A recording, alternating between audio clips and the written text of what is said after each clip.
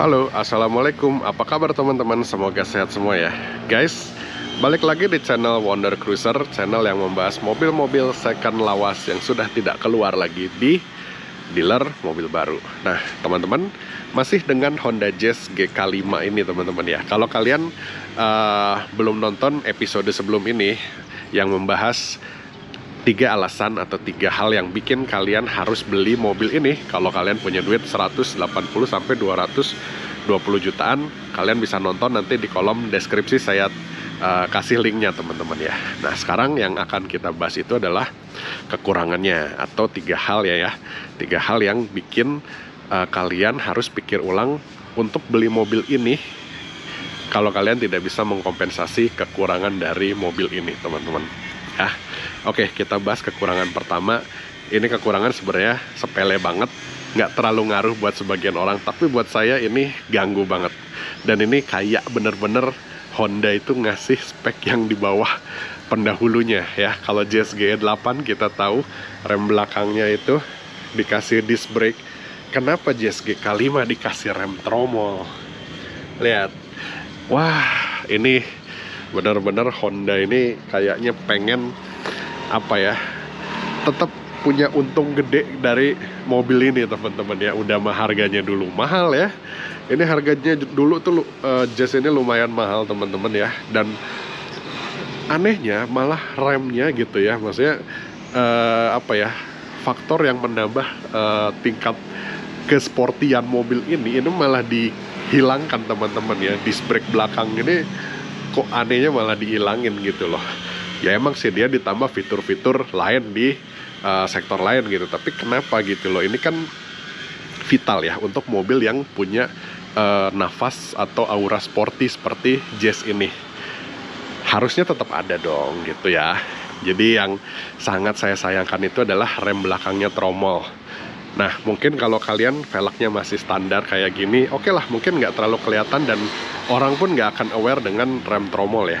Tapi satu yang kerasa banget itu adalah ketika nanti kalian ganti velg. Kayaknya kalian udah pakai velg bagus, velg JDM gitu ya, velg Mugen, depan sih udah oke, cakramnya belakangnya tromol. Kayak kurang racing lah gitu ya. Udah gitu feel pengeremannya juga ada sedikit perbedaan dibandingin sama Jazz GE8, teman-teman ya. Yang jelas GE8 itu rasa pengeremannya jauh lebih natural dibandingin sama remnya Jazz GK5 ini, teman-teman. Nah, itu adalah kekurangan yang pertama, teman-teman ya. Yang kedua, teman-teman, kekurangan yang kedua itu adalah dari transmisinya ya, teman-teman. Ini sayang banget kenapa harus dipasangin sama transmisi CVT kayak Jazz Gen 1 ya, teman-teman gitu loh. Jadi sayang banget gitu, kayak mengurangi nilai kesportiannya lagi, teman-teman ya. Balik lagi, ini Jazz ini sebenarnya dari handling apa segala macam kemarin kita udah sama-sama bahas ya, teman-teman. Ini mobil enak gitu, cuma ada beberapa faktor di luar powernya, di luar tenaganya, teman-teman ya, yang bisa mengurangi keasikan berkendaranya. Satu yaitu tromol tadi, sama ini tuh teman-teman, CVT cuy. Aduh ya, walaupun sebenarnya ya teman-teman, ini rasa CVT-nya sebenarnya so far so good ya, nggak ada masalah lah gitu. Maksudnya bukan CVT yang terlalu lemot juga nggak gitu, tapi ya tetap aja namanya CVT itu tidak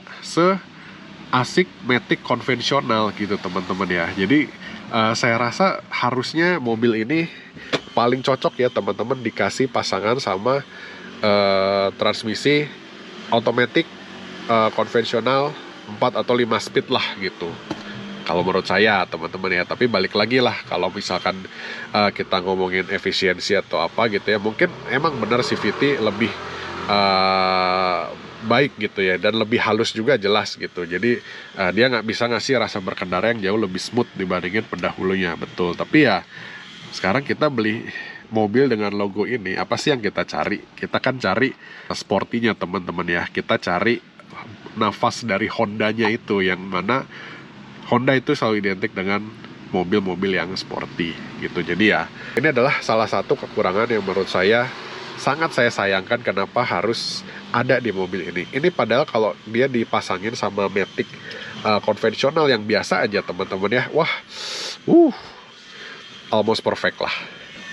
Itu dia kekurangan yang kedua, transmisinya CVT.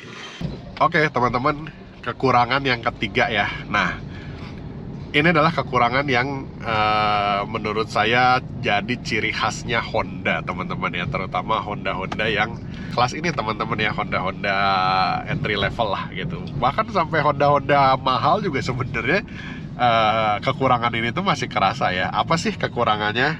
Nah, road noise teman-teman ya, itu entah kenapa rasanya udah jadi suatu hal yang selalu terjadi di mobil-mobil Honda ya teman-teman. Even sekelas CR-V, Civic itu pun masih terjadi teman-teman ya. Ini mobil road noise-nya ketika kita coba bawa di kecepatan tinggi itu lumayan ganggu teman-teman ya. Jadi ketika kita bawa di kecepatan yang cukup tinggi teman-teman, itu lumayan mengganggu ya.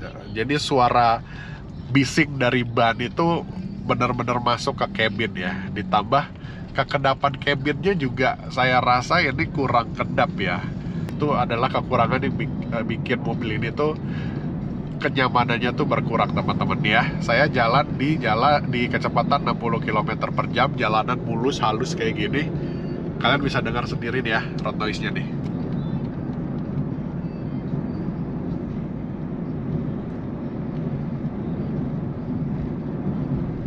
Gimana? Kedengeran nggak suara ininya, suara jalanannya, road noise-nya ya?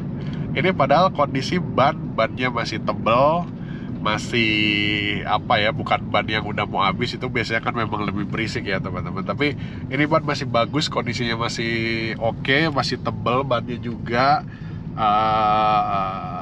jalanannya mulus ya. Memang hanya saja karakter dari mobil ini ya seperti itu teman-teman ya. Jadi peredaman di kolongnya tuh nggak sempurna gitu loh gitu. Jadi ya ini adalah kekurangan yang menurut saya agak cukup mengganggu. Seandainya ya kalau dia bisa sedikit lebih kedap, ini benar-benar mobil yang sangat-sangat nyaman banget buat kalian pakai untuk komuter sehari-hari ya, apalagi untuk di jalan tol ya. Nah ini kan road noise ini itu adalah kekurangan yang sangat terasa kalau kalian jalan di kecepatan tinggi atau di jalan tol. Jadi ini bikin kalian ketika jalan keluar kota itu agak sedikit kurang nyaman teman-teman ya gitu. Karena ya ini road noise-nya ini agak mengganggu nih. Ini jalan 60 aja gini nih suaranya. Apalagi kita jalan sampai 100 km per jam gitu, pasti akan lebih berisik lagi. Itu dia teman-teman ya. Jadi itu dia kekurangan dari Honda Jazz GK5 ini. Jadi kalau kalian tidak bisa mengkompensasi kekurangannya itu tadi yang saya sebutin teman-teman ya, itu ada remnya teman-teman, remnya itu tromol, terus transmisinya CVT, dan road noise-nya itu kerasa banget di mobil ini. Kalau kalian tidak bisa mengkompensasi tiga kekurangannya itu, sebaiknya kalian gak usah beli mobil ini gitu. Kalian bisa cari mobil lain yang lebih kedap gitu ya, transmisinya bukan CVT dan rem belakangnya cakram gitu ya. Kalian bisa beli Jazz GN8 gitu ya. Kalau Yaris kayaknya lebih mendingan ini sih kalau saya ya dibandingin Yaris gitu guys. Oke teman-teman, jadi itu sedikit ulasan tentang Honda Jazz GK5 ini. Di episode 1 kita udah bahas kelebihannya dan alasan kenapa kalian harus beli mobil ini. Udah gitu di episode kali ini kita bahas kekurangannya yang menjadikan alasan kalian harus pikir-pikir dulu untuk beli mobil ini kalau kalian tidak bisa kompensasi kekurangannya. Tuh, suara motor aja masuk ya teman-teman ya gitu. Jadi emang ya kalau urusan kedap-kedapan Honda memang bukan jagonya. Oke guys, segitu dulu aja videonya. Kalau kalian suka dengan videonya, jangan lupa tekan tombol like, jangan lupa juga di subscribe kalau belum.